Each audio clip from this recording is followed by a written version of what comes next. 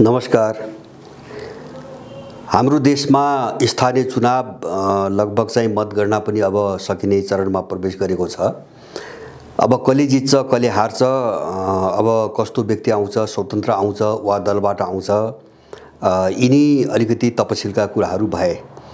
तर चुनावमा केही लक्षणहरू केही सङ्केतहरू देखा परेका छन् जो मलाई चाहिँ साह्रै महत्त्वपूर्ण लाग्छ। देशको परिस्थिति, यहाँको भूराजनीति र अब देशको जो छटपटाट छ हैन, जुन एउटा सङ्कटबाट लामो समयसम्म गुज्रेर अगाडि बढिरहेको छ, यो सन्दर्भबाट यो चुनावको अलिकति राम्रो ढङ्गले विश्लेषण हुन एकदमै जरुरी देखिन्छ।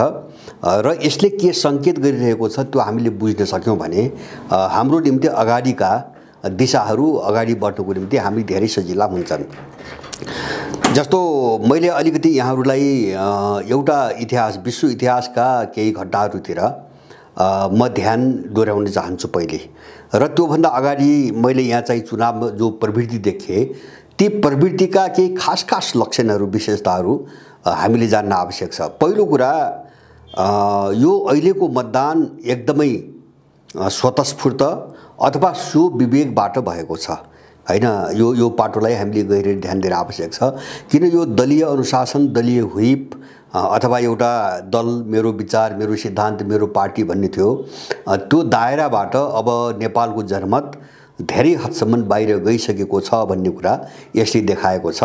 र मान्छेले आफूलाई लागेअनुसार मतदान गर्ने प्रवृत्ति एकदमै विकास भएको देखियो।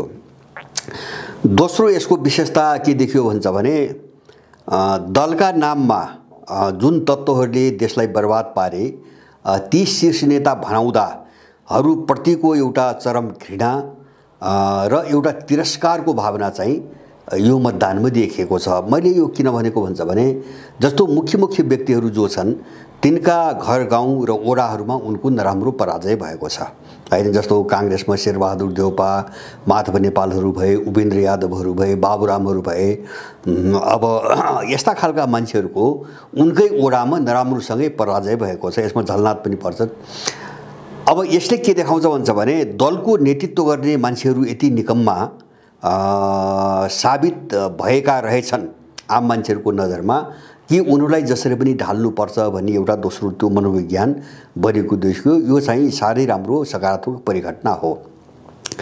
र तेस्रो चाहिँ अब मैले आज विशेष गरी चर्चा गर्न चाहेको र हामीले एकदमै ध्यान दिनुपर्ने तेस्रो विशेषता के हो भन्छ भने, एउटा पपुलिस्ट चाहिँ तपाईँको विकल्पको उत्थानको सम्भावना एकदम प्रबल भएर आयो हैन। पपुलिस्ट भनेको जस्तो सुधारका, जस्तो अहिले तत्काल हामीले जे समस्या झेलिरहेछौँ, दीर्घकालीन होइन हैन, आधारभूत समस्या होइन कि हामीले तत्कालै जे समस्याहरू झेलिरहेछौँ, जस्तो तपाईँको खानेपानी छ, बाटोघाटो छ, अब बिजुली बत्तीको कुरा छ, अथवा चाहिँ तपाईँको सहर बजारतिर हुने सामान्य सुविधाहरू, सामान्य मान्छेलाई चाहिँ तत्कालको निम्ति चाहिने चिजहरूमा छ।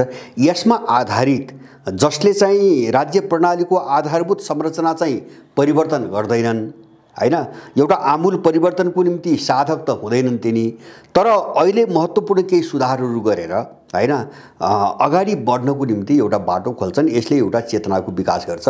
यो चाहिँ पपुलिस्ट अथवा चाहिँ एउटा लोकप्रियतावादी भनौँ, त्यस्तो खालको एउटा विकल्पको उत्थान हुने सम्भावना एकदमै प्रबल भएर अगाडि आएको देखियो। अब जस्तो स्वतन्त्र उम्मेदवारहरूलाई आएको मत तपाईँको काठमाडौँमा हेरौँ अथवा धनगढी हेरौँ अथवा अन्यत्र हेरौँ, यसले चाहिँ यही दिशातिर सङ्केत गरिरहेको छ। र अब यो कुराको चाहिँ नेपालमा यसको अर्थ महत्त्व के हो, यहाँ जानुभन्दा अगाडि मैले अघि नै पनि सुरुमै भने, मैले विश्व इतिहासका केही घटनाहरूसँग यसलाई जोड्न चाहन्छु। जस्तो हामीले अब इतिहासमा हामीले सुनेका छौँ, पढेका छौँ, 2 दशक अगाडि र त्योभन्दा थोरै अगाडि गएको शताब्दीको झनै अन्त्यतिरदेखि सुरु भएको एउटा चाहिँ कलर रिभोल्युसन नाम दिए हैन। पश्चिमाहरूले त्यसलाई कलर रिभोल्युसनको नाम दिए। जस्तो तपाईँको चिलीमा भयो, त्यसपछि चाहिँ इजिप्टमा भयो, अनि चाहिँ तपाईँको इराक भयो, इरान के अरे चाहिँ लिबिया भयो, सिरिया भयो, अस्ति भर्खरै केही महिना अगाडि चाहिँ तपाईँको कजाकस्तानमा भयो। यस्ता खालका देशहरूमा स्वतस्फूर्त रूपमा एउटा चाहिँ मास भट्किने र त्यसले कुनै चाहिँ एउटा पपुलिस्ट पात्रलाई अगाडि चाहिँ तपाईको ल्याउने र सत्तामै स्थापित गराउने अथवा राजनीतिमै स्थापित गराउने एउटा चाहिँ प्रक्रिया हामीले विश्वभरि देख्यौँ।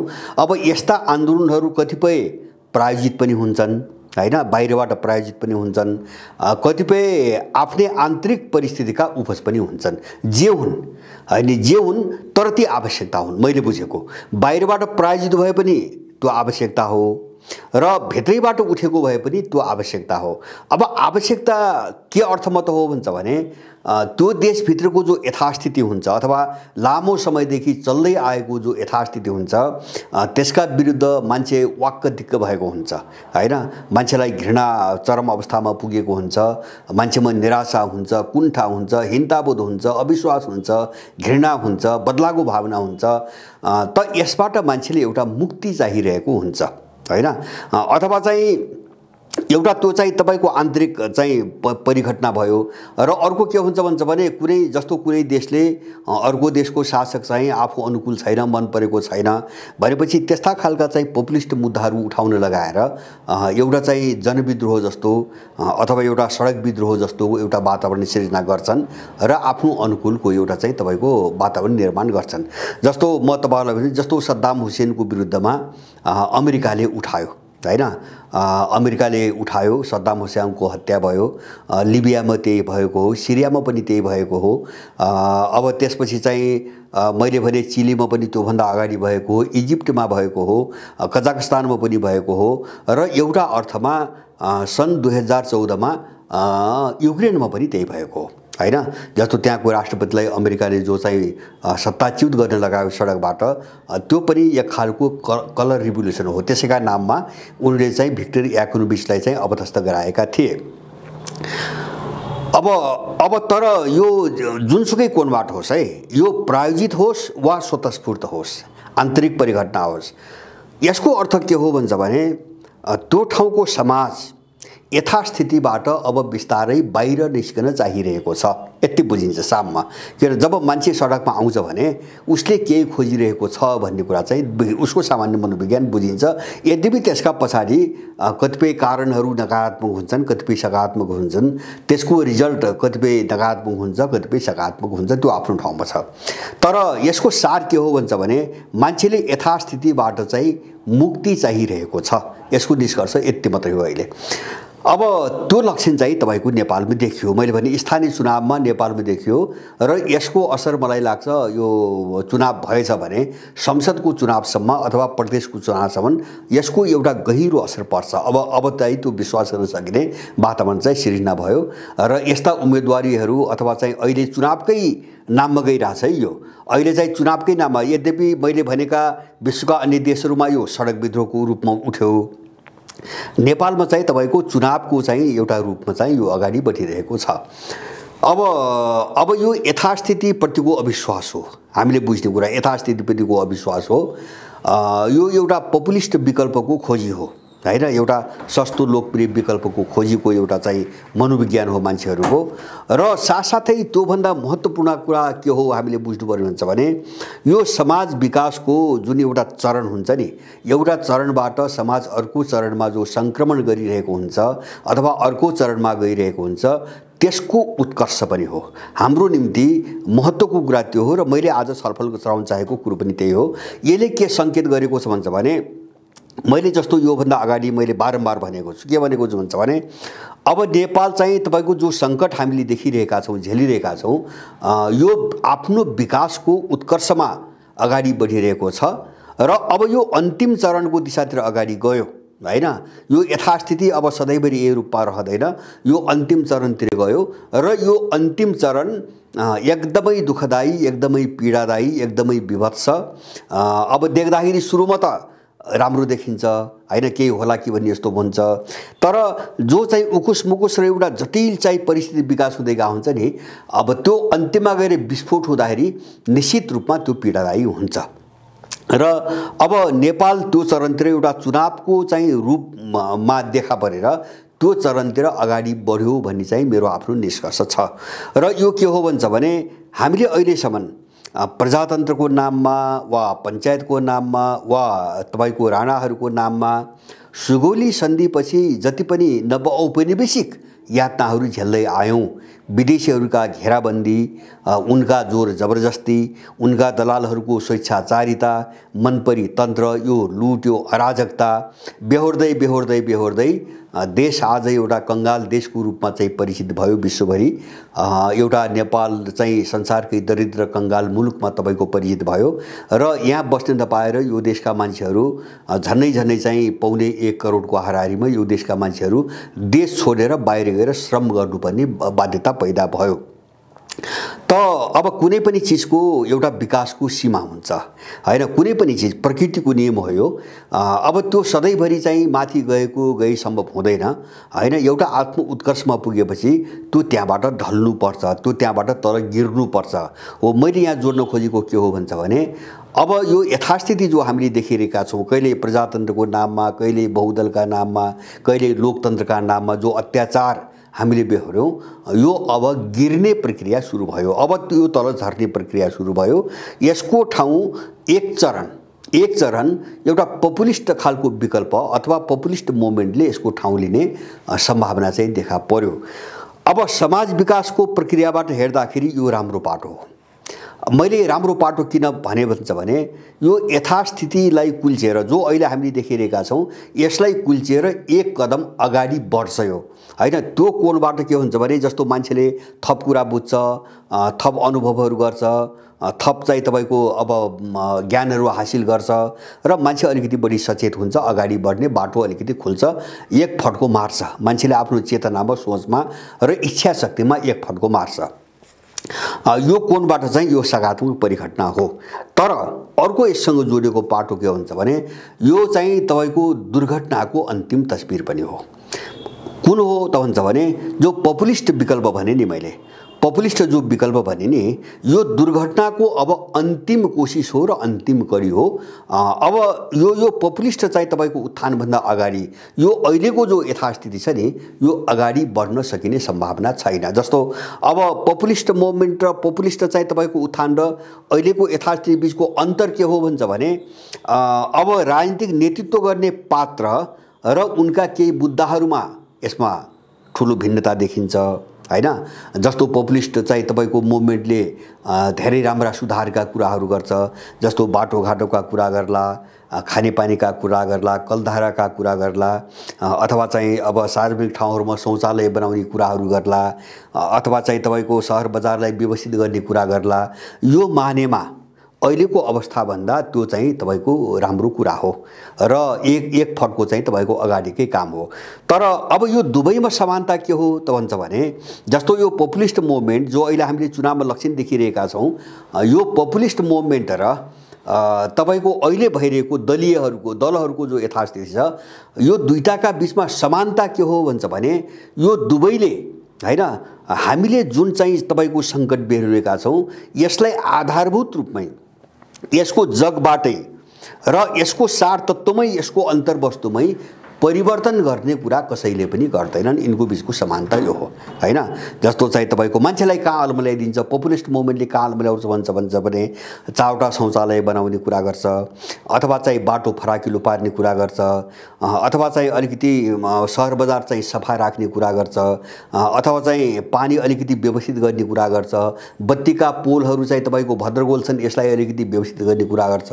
तर यसले के गर्दैन भन्छ भने हामी जुन सङ्कटको मारमा परिरहेका छौँ त्यसको समाधानको कुरा गर्दैन हैन। जस्तो यसले के गर्दैन भन्छ भने अब नवउदारवादको नाममा नेपाललाई जसरी कंगाल बनाइयो यसबाट मुक्तिको कुरा यसले गर्दैन। किन भन्छ भने यो सिङ्गो संसारको माफिया जगतसँगको लडाईँको मुद्दा हो हैन। जो अहिले चाहिँ नवउदारवाद भनिन्छ, बजार अर्थतन्त्र भनिन्छ, त्यो अन्तर्गत हामीले तिरेको कर कहाँ खर्च भइरहेछ भन्छ भने बाटो भौतिक पूर्वाधारको नाममा हैन, उत्पादनमा पुरै बन्द गरेर, उत्पादन पुरै कटौती गरेर हाम्रा चाहिँ कृषियोग्य जमिन प्लटिङ गराएर भएका उद्योगधन्दा बेचेर अनि यो विदेशीको माल ल्याउने, देश झेलिमिली पार्ने विकास भयो भन्ने चाहिँ एउटा दलाल पुँजीको विकास गर्ने, दलाल पुँजीको विकास गर्ने, राष्ट्रिय पुँजीको विकास हुने क्षेत्रमा लगानी गर्नै नदिने हो। यो सोचमा चाहिँ यी दुईटाका बिचमा भिन्नता छैन। यो पपुलिस्ट मुभमेन्टले पनि यो क्षेत्रमा काम गर्दैन। अब त्यस्तै गरी दोस्रो समस्या हाम्रो खुला सिमाना छ हैन। त्यो खुला सिमानाको कारणले नेपाल कहिले पनि उभो लाग्न सकेन र लाग्न पनि सक्दैन। यो बन्द गर्ने कुरा गर्दैन यसले, मलाई लाग्छ यो बन्द गर्ने कुरा गर्दैन। अब अर्को चाहिँ तपाईको जस्तो नेपाल एउटा राष्ट्रतीत सङ्गठनले चलाइरहेका छन्। राष्ट्रतीत भनेको राष्ट्रभन्दा माथिका जस्तो एनजिओ आइएनजिओहरू बहुराष्ट्रिय कम्पनीहरूले कमजोर देशहरूलाई संसारभरि चलाइरहेका छन्। किन उनीहरू पैसाको बलमा पस्छन् र पैसा लगानी गरेर त्यहाँ प्रभावित पारेर मान्छे किनेर राज्यका सम्पूर्ण नीतिहरू उनले बनाउँछन्। जस्तो हाम्रो देशको समस्या के हो भन्छ भने यहाँको कुनै पनि नीति यहाँको मान्छेले बनाउँदैन। सबै चाहिँ तपाईँको एनजिओका मान्छेहरूले नीतिहरू बनाउँछन्। शिक्षा, स्वास्थ्य, सुरक्षा, न्याय, जति पनि नीतिहरू जस्तो कृषि, उद्योग, पर्यटन, व्यवसाय सबै नीति चाहिँ उनीहरूले बनाउँछन्। अब यो राष्ट्रतीत सङ्गठनहरूको जो यो शासन छ हैन, यो चाहिँ एउटा अदृश्य खालको शक्तिले पर्दा पछाडिबाट जो शासन गर्ने चाहिँ एउटा अभ्यास सुरु भयो, यसको अन्त्यको कुरा गर्दैन। त्यो भनेको एनजिओ आइएनजिओ नेपालबाट लखेट्ने भन्ने हो, अरू केही पनि होइन हैन। एनजिओहरूलाई नेपालबाट चाहिँ तपाईँको निकाल्ने भन्ने हो, यो काम उसले गर्दैन। अब नगर्दासम्म देश स्वाधीन हुँदैन, राज्य स्वाधीन हुँदैन हैन। अब म तेस्रो एउटा उदाहरण दिउँ। यसले चाहिँ तपाईँको जस्तो सार्वभौम सत्ता हैन, जो हामी सार्वभौम सत्ता छौँ नि, कुनै पनि देश कसैको बन्धनबाट, धाकधम्कीबाट पुरै मुक्त राखेर जानुपर्छ, मुक्त हुनुपर्छ र हामीले चाहिँ आफ्नो विवेकले आफ्नो देश चलाउन पाउनुपर्छ भन्ने जो एउटा चिज हामीले चाहिँ सोचिरहेका हुन्छौँ, त्यो दिशामा काम गर्दैन। यसले पनि भूमण्डलीकरणकै कुरा गर्छ। भूमण्डलीकरण भनेको एउटा विश्व व्यवस्था भन्छ नि यिनीहरू, ओन वर्ल्ड अर्डर भन्न थालेका छन् अहिले। संसारभरिको शासन एकै ठाउँबाट गर्ने अथवा उनीहरूले गर्ने, साम्राज्यवादीहरूले गर्ने। अब यो चिजमा पनि यसले कुनै पनि परिवर्तनको कुरा गर्दैन, त्यहाँसम्म यसको चेतनै हुँदैन हैन। जस्तो हाम्रा सभ्यता र संस्कृतिमा यत्रो सङ्कट छ, जीवन पद्धतिमा यस्तो स्खलन आएको छ, हाम्रो मौलिकपन सबै मरेको छ, हराएको छ, यी कुनै पनि कुरा यसले पनि पपुलिस्ट मुभमेन्टले पनि गर्दैन। यसले खालि के हो त भन्छ भने जो मध्यम तबका हुन्छ, मध्यम वर्ग हुन्छ, विशेष गरिकन सहर बजारको अलिकति शिक्षित, साक्षर, पढे लेखेको, जसको गहिरो चेतना पनि हुँदैन, जो केही नबुझेको पनि हुँदैन। अब त्यसलाई बहकाउने मुद्दाहरू के हुन्, त्यो मुद्दामा यो केन्द्रित हुन्छ र यो तबकालाई यसले घुमाइराख्छ।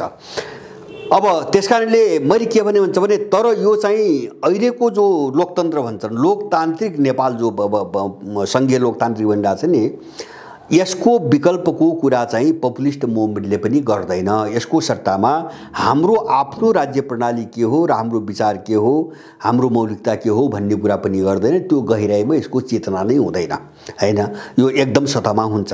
तर यसको सकारात्मक पाटो मैले भने त्यो अहिले जो चाहिँ लोकतन्त्रको नाममा जो यथास्थितिबाट हामी गुज्रिरहेका छौँ, यसमाथि एउटा यो झट्का हुन्छ, यसमाथि यो झट्का हुन्छ र यसले हामीलाई एक कदम अगाडि बढ्न मद्दत गर्छ हैन। अब कुन पात्रले के भूमिका खेल्छ, को प्रायोजित हो, को कसबाट चाहिँ तपाईँको अगाडि बढाइएको हो, यो कामको दौरानमा सबै खुल्ने कुरा हो। मलाई लाग्छ यो अहिले नै बहस गर्नुपर्ने आवश्यकता होइन, उसले के काम गर्छ र कसरी अगाडि बढ्छ भन्ने कुराबाट यो सब साफ हुन्छ। तर अब यो चिजलाई ध्यानमा राखेर हामी अब यो पपुलिस्ट मुभमेन्ट, मैले के भने भन्छ भने यो पपुलिस्ट मुभमेन्ट यो यथास्थितिको अन्तिम चरण हो। अब योभन्दा अगाडि बढ्ने, यो सुगौली सन्धिपछिको औपनिवेशिकता, योभन्दा अगाडि बढ्ने सम्भावना अब छैन। मैले जो भने नि त्यो किन छैन त भन्छ भने अब चाहिँ यो प्रायोजित हो भने पनि अब त्यो बाह्य शक्तिले प्रयोग गर्ने विकल्प अब योभन्दा अर्को विकल्प हुँदैन, अर्को विकल्प हुँदैन। त्यसकारणले गर्दाखेरि यथास्थितिका विरुद्ध उनले पनि खेल्ने, उठाउने भनेको पपुलिस्ट मुभमेन्टै हो। जस्तो मैले पश्चिम एसियाको कुरा गरेँ, अफ्रिकाको कुरा गरेँ, मध्य एसियाको कुराहरू गरेँ। तर त्यहाँ के भयो हामी यो हेरौँ। अब नेपाल कुन दिशातिर गइरहेछ त्यो बुझ्नको निम्ति हामी त्यहाँ हेरौँ। जस्तो इराकमा एउटा कलर रिभोल्युसनको नाममा यस्तै पपुलिस्ट मुभमेन्ट उठाए पश्चिमाहरूले हैन, सिरियामा उठाए, लिबियामा उठाए, इजिप्टमा उठाए, अथवा चाहिँ कजाकस्तानमा उठाए। तर त्यसको परिणति के भयो, लास्ट परिणति के भयो, अन्तिम परिणति के भन्छ भने त्यहाँबाट जसले यो चाहिँ तपाईँको मुभमेन्टको आयोजना गर्यो हैन, त्यो आफै समाप्त भयो हैन। किन भन्छ भने त्यो सीमा हो हैन। किन भन्छ भने यस्तो किन हुन्छ, जस्तो इराकबाट अमेरिका समाप्त भयो हैन। अब एउटा सानो टुक्री बाहेक सबै त्यहाँ निकालिसक्यो, राख्न सक्ने स्थिति नै भएन। किन त्यो कलर रिभोल्युसनमा मान्छेहरू नबुझेर पो आए त, एउटा पपुलिस्ट मुभमेन्टमा नबुझेर पो आयो त। किन साना तिना सथै जस्तो सद्दाम हुसेन तानाशाह हैन, अमेरिकाले त्यही नारा दियो तानाशाह हो, यो तानाशाहको सत्ता फ्याल्नुपर्छ, अब डेमोक्रेसी ल्याउनुपर्छ भन्यो। होइन, मान्छेले डेमोक्रेसी पनि लाग्यो हो, तर चाहिँ सद्दाम हुसेनलाई फालेर अमेरिका त्यहाँको शासक बन्नुपर्छ भनेर त्यो मान्छे उठेको त होइन, नबुझेर लाग्यो हो। तर उसले के देख्यो भन्छ भने सद्दाम हुसेनलाई फाल्नुपर्छ भन्ने अमेरिकनहरूको पछाडिको कारण इराकको तेल लुट्ने र आफ्नो शासन चलाउने रहेछ भन्ने कुरा उनले आफ्नो जिन्दगीबाट बुझे। झन् झन् जर्जर भए। सद्दाम हुसेनको पालाभन्दा 10 गुणा बढी जर्जर भए, अशान्त भए, लाखौँ मान्छेहरू मारिए, कोही पनि सुरक्षित रहेन, बर्बाद भयो इराक। त्यसपछि उनीहरू अमेरिकाको विरुद्धमा उठ्नुपर्ने अवस्था आयो र अब इराक चाहिँ एउटा स्थिर र एउटा शान्तिको दिशातिर अगाडि बढिरहेको छ र त्यहाँ अमेरिकाको एउटा सानो युनिट मात्रै बाँकी छ। मैले लिबियाको पनि तपाईँ हामी त्यही देख्छौँ होइन, सिरियाको पनि तपाईँ हामी त्यही देख्छौँ। सबै ठाउँमा चाहिँ जसले कलर रिभोल्युसनको नाममा चाहिँ मान्छे चाहिँ प्रयोग गर्यो एउटा पपुलिस्ट नाराहरू दिएर, ती मान्छेहरू अन्ततोगत्ता यिनकै विरुद्धमा खनिए होइन, त्यो आफ्नो जीवन हेरिकन यिनीकै विरुद्धमा खनिए। त्यसकारणले तिनी साम्राज्यवादीहरू त्यहाँबाट उखेलिनु पर्यो, त्यहाँबाट भाग्नुपर्ने स्थिति आयो। र अहिले पछिल्लो घटना साँच्चै हेर्नुहुन्छ भने हामीले बुझ्ने, नेपाललाई अलिकति गहिरिएर हेर्ने हो भने हामीले अहिले युक्रेन हेर्न सक्छौँ। जस्तो युक्रेनलाई फसायो अमेरिकाले, झन्डै अब के अरे चाहिँ खरानीको थुप्रोमा परिणत गरिसकेपछि युक्रेनमा केही पनि बाँकी रहेन। र उनको युक्रेनभरि उनको सबभन्दा ठुलो गढ भनेको मारियोपोल थियो, जहाँ चाहिँ मारियोपोलमा रुसले यति बढी जोड किन दियो अथवा यत्रो लडाइँ किन चल्यो, सारा केन्द्रबिन्दु मारियोपोल किन भयो, किभभन्दा पनि युक्रेनको राजधानीभन्दा ठुलो केन्द्र चाहिँ मारियोपोल किन भन्छ भने त्यहाँ नेटोको सेना हो। त्यो एजोब बटालियन भन्ने त्यो नेटोले नै निर्माण गरेको हो, त्यो अमेरिकाले निर्माण गरेको सेना हो। त्यति मात्रै होइन, सन् 2014 देखि त्यहाँ अमेरिका, फ्रान्स, तपाईँको बेलायत, जर्मनी जस्ता देशका जनरलहरू आएर चाहिँ युक्रेनहरूलाई तालिम दिइरहेका छन् र अहिले चाहिँ त्यहाँ चाहिँ मान्छे त्यहाँबाट निकाल्नको निम्ति सहमति नहुने कारण पनि त्यहाँ अहिले पनि धेरै देशका चाहिँ सेनाहरू छन्। त्यसकारण तर त्यहाँ उसको पराजय भयो, अहिले पराजय भयो। र अब युक्रेन पनि के भयो भन्छ भने जस्तो जेलेन्स्कीको उदय पनि एउटा पपुलिस्ट मुभमेन्टबाट, जस्तो याकुनुबिचको सत्ताच्युत पनि उनले पपुलिस्ट मुभमेन्टबाट गराए र जेलेन्स्कीको उदय पनि पपुलिस्ट मुभमेन्टले गराए होइन। किन जेलेन्स्की भनेको जीवनमा कहिले पनि राजनीति नगरेको र एउटा फिल्मी क्षेत्रको कलाकार हो, हास्य कलाकार हो र उसलाई एकैपटक पहिलो पटक तपाईको सन् 2019 मा त्यो राष्ट्रपतिको चुनाव जुन वर्ष भयो त्यही वर्ष उलाई चाहिँ नयाँ पार्टी दर्ता गर्न लगाएर एउटा कलाकारलाई चाहिँ तपाईको राष्ट्रपतिको के अरे उम्मेदवारको रूपमा अगाडि ल्याएर उनले राष्ट्रपति बनाए र त्यसको परिणति हो एउटा पपुलिस्ट मुभमेन्ट हो। त्यहाँको मान्छेले त राम्रै ठान्यो त्यो बेला हैन। जस्तो याकुनुबिचलाई फाल्ने बेला पनि राम्रै भन्यो। अमेरिकाले के भनिदियो भन्छ भने उ त रुसी भाषी हो हैन, युक्रेनमा रुसी भाषीलाई राष्ट्रपति किन मान्ने हैन। त्यहाँका केही मान्छेलाई राम्रै लाग्यो। अब जेलेन्स्की एउटा पपुलिस्ट लोकप्रिय चाहिँ तपाईको फिल्मी कलाकार हो हैन। अब एउटा सेलिब्रिटी हो हैन, उनको भाषामा एउटा सेलिब्रिटी हो। एउटा सेलिब्रिटी तपाईको राष्ट्रपति हुन्छ भने राम्रै हो। मान्छे पछाडि किन भिडको चेतना त औषध चेतना हुन्छ, त्योभन्दा माथि बुझ्दैन। तर उनीहरूले जेलेन्स्कीलाई कहाँ प्रयोग गरे त हुन्छ भने युक्रेनलाई खरानी बनाउने एउटा हतियारको रूपमा प्रयोग गरे। आज चाहिँ युक्रेनको यो हाल हामीले देखिरहेका छौँ। त्यसकारणले गर्दाखेरि अब यो के हो भन्छ भने पपुलिस्ट मुभमेन्ट के हो भन्छ भने अब यो अन्तिम निष्कर्ष हो हैन। पपुलिस्ट मुभमेन्ट धेरै लामो समय जाँदैन, किन उसँग फिलोसोफी हुँदैन हैन, उसँग कुनै दर्शन हुँदैन, उसँग चिन्तन पद्धति हुँदैन, उसँग कुनै आइडियोलोजी समग्र एउटा विकसित र पूर्ण विचारधाराहरू हुँदैनन्, उसँग कुनै राजनीतिक, सामाजिक, आर्थिक, नैतिक, मनोवैज्ञानिक मूल्य मान्यता, स्पष्ट मूल्य मान्यताहरू हुँदैनन्। अब त्यो मात्रै के हुन्छ भन्छ भने मान्छेलाई तत्काल खलेका, त्यो पनि तत्काल है मैले भन्न खोजेको, दीर्घकालीन होइन कि तत्काल अहिले चाहिँ मान्छेलाई खलेका, यसो हिँड्दा घुम्दा बोल्दा खाँदा हेर्दा मान्छेले जे समस्या अगाडि देखिरहेको हुन्छ तिनी समस्यामा मात्रै त्यो केन्द्रित हुन्छ, केही एजेन्डामा मात्रै केन्द्रित हुन्छ, इस्युमा मात्रै केन्द्रित हुन्छ। त्यसकारणले त्यो धेरै चल्दैन र त्यसले देशलाई सधैँभरि हाँक्ने सम्भावना पनि हुँदैन। त्यसकारणले अब त्यो ढल्छ केही समयपछि। माने पपुलिस्ट मुभमेन्ट एक चरणपछि तपाईको ढल्छ, ढल्यो भने चाहिँ के हुन्छ भने अब चाहिँ तपाईको अगाडि बढ्ने त्यो साम्राज्यवादको कुनै बाटो हुँदैन हैन। जसले त्यसलाई उठाएका छन् भने पनि अगाडि बढ्ने बाटो हुँदैन। त्यो उनीहरूको पतनको अन्तिम कडी हो र हाम्रो भाषामा त्यो चाहिँ नेपालको निकासको चाहिँ तपाईको एउटा सुरुवात हो हैन। निकासको चाहिँ तपाईको सुरुवात हो। अब हामी बहसमा कहाँ जानु पर्यो त भन्छ भने हामीले निकास भनेर केलाई भनिरहेका छौं, अब तुरुन्तै हामी त्यो बहसमा लाग्नु पर्यो हैन। अब नत्र यो पपुलिस्ट मुभमेन्टले एउटा ठूलो दुर्घटनामा देशलाई हाल्दिन्छ, जस्तो जेलेन्स्कीले गर्यो नि। जेलेन्स्कीले गरे जस्तो पपुलिस्ट मुभमेन्टले देशलाई दुर्घटनामा हाल्दिन्छ। किन भन्छ भने हामी देशको मूलभूत समस्या बुझिरहेका हुँदैनौं। त्यसकारणले गर्दाखेरि हामी मूलभूत मुद्दामा जाँदैनौं, उले तपसिलका मुद्दामा चाहिँ तपाईको भगाइन्छ। जसो अब होला तपाईको के रे बाटो अलिकति फराकिलो पार्ने कुराको महत्त्वै नभएको होइन, मैले त्यो भन्न खोजेको पनि होइन। जस्तो चाहिँ सहर बजारमा चाहिँ सार्वजनिक शौचालय थप्ने कुराको महत्त्व नहुने होइन, तर मान्छेको घाँसबास कपासको जो समस्या हुन्छ, जिन्दगीको जुन समस्या हुन्छ, देशको सार्वभौम सत्ताको जुन समस्या हुन्छ, त्यसका तुलनामा यस्ता कुराहरू अत्यन्तै गौण हुन्, एकदमै सामान्य खालका कुराहरू हुन्। त हामीले यो चीज बुझ्दैनौँ भने हामीले एउटा ठूलो क्षति र नोक्सानी बेहोर्नुपर्ने अवस्था नेपालमा आइ नै सकेको छ। जस्तो इराकीहरू, जस्तो सिरियामा आजका दिनसम्म 9.5 लाख भन्दा बढी मान्छे मरिसकेका छन् 2011 पछि हैन। इराकमा त्यही हालत छ, झन्डै 4 लाखको हाराहारीमा इराकमा मान्छेहरू मरे हैन। त्यो मोमेन्टले त्यस्तो खालको एउटा गृहयुद्ध चाहिँ तपाईको निम्त्याइदियो। अथवा चाहिँ तपाईको लिबियामा पनि त्यही हालत भयो।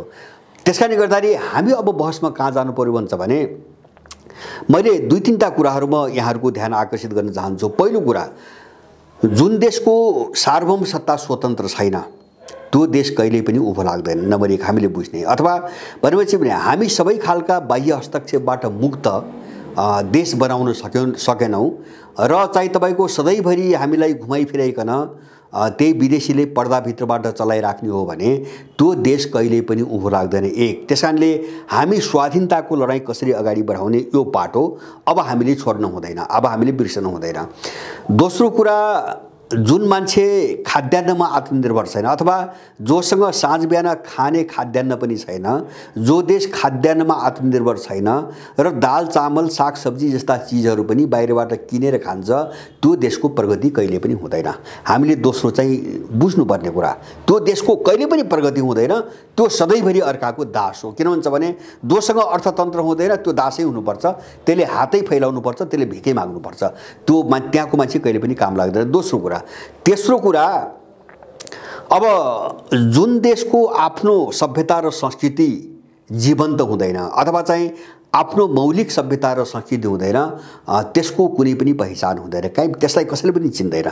जस्तो अलिकति पैसा भएर हैन, राम्रो लगाएर ठाँटबाँट गरेर टिपटप भएर मात्रै मान्छेले चिन्ने पहिचान भनेको बेग्लै चीज हो हैन। उसको सभ्यतादेखि उसलाई चिन्ने एउटा आधार हो।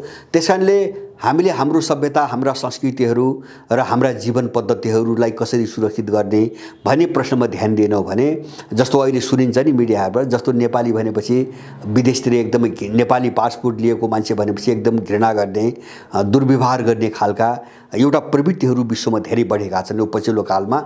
जबकि नेपाली भनेको एकदम सम्मानित जाति हो हैन। त्यसमा पनि अलिकति अगाडिको वर्षमा हेर्नुहुन्छ भने गोर्खाली भन्दाखेरि एउटा मान्छेमा कत्रो सम्मान को एउटा भावना थियो हैन। युद्धकै कोणबाट मात्रै हेर्दा पनि त्यो सब गुम्यो। आज त्यो केले गुमायो त भन्छ भने हाम्रो पहिचान सकियो, हामीले त्यो बुझ्न सकेनौं हैन। हामीले विश्वमा आफूलाई जुन रूपमा चिनाउनु पर्थ्यो, जुन चीज हाम्रो बचाउनु पर्थ्यो, त्यो हामीले सकेनौं। त्यसैले 3टा चीज, एउटा देशको चाहिँ तपाईको सार्वभौम सत्ताको कुरा, दोस्रो अर्थतन्त्र अथवा चाहिँ उत्पादनको कुरा, र तेस्रो चाहिँ हाम्रो आफ्नो पहिचानको कुरा। अब यो 3टा समस्या नै हाम्रो देशको आधारभूत समस्याहरू हुन्। हामी यसमा स्पष्ट हुनुपर्छ हैन। हामी शिकार भइरहेकै यही हो। यो 3टा मुद्दालाई अब अगाडि बढाइएन भने हैन, अब यो पपुलिस्ट मुभमेन्टले जो एउटा संकेत देखेको छ नि, यसले देशलाई नराम्रोसँग फसाउनेवाला छ हैन।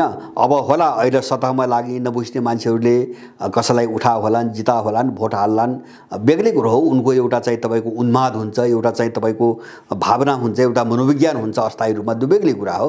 तर त्यो धेरै दिन चल्दैन। किन भन्छ भने यस्ता प्रयोग त पहिले पनि भएका हुन्, यस्ता विकल्प भनेर एउटा सडकमा प्रयोग चाहिँ बाहिरी शक्तिहरूले धेरै गरे, कोही पनि चलेनन्। त्यस कारणले उनीहरूले मोडेल फेरि राख्छन्, एउटा चल्दैन अर्को मोडेलमा आउँछन्। तर हामी अब त्यो भएको हुनाले अब अहिले चाहिँ सिङ्गो राज्यले गर्नुपर्ने कामहरूको विषयमा म यहाँ चर्चा गर्न चाहन्न। तर अहिले स्थानीय पालिका गाउँपालिकाले गर्न सक्ने केही कामहरू छन् जसको निम्ति देशभरि सबै मान्छेहरू लागेर यिनी चुनावमा जित्ने मान्छेहरूको घाँटी समातिकन हामीले त्यो दिशातिर यिनलाई घचिर्न सकेनौँ भने हामी यिनीहरूको चक्रव्यूहमा अब फस्ने खतरा एकदम सामान्यमा आइसकेको छ। नम्बर 1, जस्तो त्यसमा हामीले कर तिर्छौँ हैन। कर चाहिँ तिर्ने भने के हुन्छ भने आफूले गरेको श्रमबाट आफ्ना छोराछोरी आफ्ना सन्तानको घाँस कटाएर अथवा उनको शिक्षा दीक्षाबाट पैसा कटाएर यिनलाई कर तिरिन्छ। 2-3 ठाउँमा यिनले कर असुल्ने गरेका छन्। अब त्यो कर चाहिँ केही निश्चित सिद्धान्तको निम्ति तिरिन्छ हैन। कर तिर्ने भनेको यिनलाई तलब खानुको निम्ति कर तिर्दैन मान्छेले। कर यिनलाई तलब खानुको निम्ति हैन, यिनलाई राज्य चाहिँ राम्रो ढङ्गले चलाउन् भनेर चाहिँ कर तिरेको। त्यसका पछाडि केही सिद्धान्त हुन्। जस्तो अब उनीहरूले कर तिर्नेको सुरक्षाको प्रत्याभूति गर्नुपर्छ, अथवा जो करदाता हो हैन अथवा जो नागरिक हो त्यसको सुरक्षाको प्रत्याभूति ग्यारेन्टी हुनुपर्छ। एक दोस्रो कुरा, उसले राज्यबाट पाउने सेवा सुविधाहरू पाउनुपर्छ, त्यसको निम्ति कर तिरिन्छ हैन। तेस्रो कुरा, उसको आफ्नो चाहिँ जीवन जो मौलिक जीवन हो हैन उसको संरक्षण हुनुपर्छ, त्यसको निम्ति तपाईको कर तिरिन्छ हैन। यस्ता केही चीजहरू छन् जो घाँस कपास र उसको आफ्नो पहिचान आफ्नो चाहिँ तपाईको अस्तित्वसँग जोडिएका हुन्छन्, सुरक्षासँग जोडिएका हुन्छन्। यी मुद्दाहरूलाई उठाएर हामीले के भन्नु पर्यो त भन्छ भने कम्तीमा जो चाहिँ हरेक तहमा जुन बजेट हुन्छ त्यसको 60% अनिवार्य रूपमा उत्पादनमा विनियोजन गर्नुको निम्ति अब बाध्य बनाउने बाटोतिर जानुपर्छ। एक, अब हामीले गल्ती गर्नै नहुने कुरा हैन, जस्तो तलब भत्ता सेवा सुविधामा कटौती गर्ने यिनलाई दबाब दिनु पर्यो र बजेटको चाहिँ 60% उत्पादन। जस्तो हाम्रा अगाडि तपाईँ हाम्रा घर अगाडि चाहिँ थुप्रै स्रोत साधन छन् हैन, जमिन छ, हामी कृषि खेती गर्न सक्छौँ, जङ्गल छ हैन, जङ्गलबाट चाहिँ तपाईको काठ दाउरादेखि लिएर जडीबुटीका थुप्रै उत्पादन हामी गर्न सक्छौँ। अब हाम्रो घर अगाडि चाहिँ तपाईको पशुपक्षीको चाहिँ तपाईको एउटा उत्पादन हामी गर्न सक्छौँ, गाई गोरु पाल्न सक्छौँ हैन, राँगा भैँसी पाल्न सक्छौँ, अथवा चाहिँ पंक्षीहरू पाल्न सक्छौँ, फलफुलहरू उत्पादन गर्न सक्छौँ, अथवा पहाडी ठाउँतिर चाहिँ साना खहराहरू हुन सक्छन्, त्यहाँबाट विद्युत निकाल्न सक्छौँ, अथवा घट्टहरू चलाउन सक्छौँ, अथवा चाहिँ तपाईँ हाम्रो वरिपरि जो चाहिँ स्रोत साधन छन् त्यसमा आधारित कुनै उद्योगहरू खोल्न सक्छौँ हैन। जस्तो चाहिँ तपाईको कृषिजन्य उद्योगहरू हुन्छन्, फलफुलजन्य उद्योग हुन सक्छन्। जस्तो फलफुलहरू चाहिँ तपाईको हाम्रो देशमा यति उत्पादन हुन्छ, भण्डारण गर्ने ठाउँ छैन हैन। तपाईको धेरै दिन राख्यो भने त्यो बिग्रिन्छ, त्यसलाई कमसेकम हप्ता 2 हप्ता भण्डारण गर्न सक्ने भण्डार गृहहरू राखेपछि उसको उत्पादन सुरक्षित हुन्छ। अब एउटा चाहिँ उत्पादनमा कम्तीमा 60% बजेट जसरी पनि विनियोजन गर्नुपर्छ, नम्बर 1 स्थानीय निकायहरूमा। दोस्रो, मैले देखेको हामीले जे उत्पादन गर्छौँ हैन त्यसले बजार नपाइकन हैन बाहिरबाट त्यही सामान आयात गर्न रोक लगाउनुपर्छ, किन यहाँ त्यही भइरहेको छ। यहाँको मान्छेले उत्पादन गरेको छ हैन, त्यसले बजार पाइरहेको छैन। दुईटा कारणले, एउटा त त्यो दलालले त्यसको मूल्य नै दिँदैन, बजार नै दिँदैन हैन, उसले लुट नपाएसम्म बजार नै दिँदैन बिचको दलालले। दोस्रो के भइरहेको छ भन्छ भने त्यही सामान हामी कहाँ भएको सामान अत्यन्तै तल्लो स्तरको र विषाक्त सामान बाहिरबाट आइरहेको छ, त्यसमा कुनै रोकावट छैन। अब त्यो सामानसँग हामीले उत्पादन गरेको राम्रो सामानले प्रतिस्पर्धा गर्न सकिरहेको छैन मूल्यमा। र अब यहाँको चेतना कमजोर भएको मान्छेले 4 पैसा जहाँ चाहिँ सस्तो देख्छ त्यही किन्छ, पैसा पनि विदेश गएको छ र त्यो विषाक्त र तल्लो स्तरको चाहिँ चिज खाएर चाहिँ हामी रोगी पनि भइरहेका छौँ। त्यसकारणले गर्दाखेरि हामी कहाँ जो उत्पादन छ त्यसको बजारमा असर हुने गरी हैन त्यही उत्पादन आयात गर्न रोक लगाउनुको निम्ति अब सबै मान्छेहरू सङ्गठित हुनुपर्छ। दोस्रो, अब तेस्रो चाहिँ मैले देखेको नेपालभित्रको रोजगारीमा गाउँपालिकाभित्र होला नगरपालिकाभित्र होला, नेपालभित्रको रोजगारीमा नेपाली नागरिकहरूलाई प्राथमिकता यसको निम्ति जबरजस्त लडाइँ अगाडि बढाउनु पर्ने स्थिति आइसकेको छ। किन भन्छ भने नेपालको मान्छे सबै विदेश जाने र नेपालभित्र चाहिँ सबै विदेशीहरू, त्यसमा पनि चाहिँ तपाईँको 99% इन्डियनहरू। अहिले चाहिँ तपाईँको नेपालभित्र रोजगारीमा नेपालीहरूको तुलनामा चाहिँ धेरै गुणा बढी इन्डियनहरूले काम गरिरहेका छन् हैन। यो चिज कुनै पनि हातमा रोकिनुपर्छ। यो रोक्यो मात्रै भए भने पनि मलाई विश्वास छ तपाईको विदेश गएको जो नेपाली छ नि, त्यो नेपालीको 20% हिस्सा चाहिँ तपाईको नेपाल तुरुन्तै फर्केर रोजगारी पाउन सम्भव छ। त्यसकारणले गर्दाखेरि रोजगारीमा कसरी चाहिँ नेपालीहरूलाई प्राथमिकता दिने अथवा नेपालको मान्छे बेरोजगार रहेसम्म विदेशीलाई चाहिँ रोजगारी नदिने भन्ने चाहिँ तपाईको नीतिको निम्ति लडेर यसलाई कुनै पनि हालतमा हामीले बन्द गर्न एकदमै जरुरी छ। अब त्यस्तै गरेर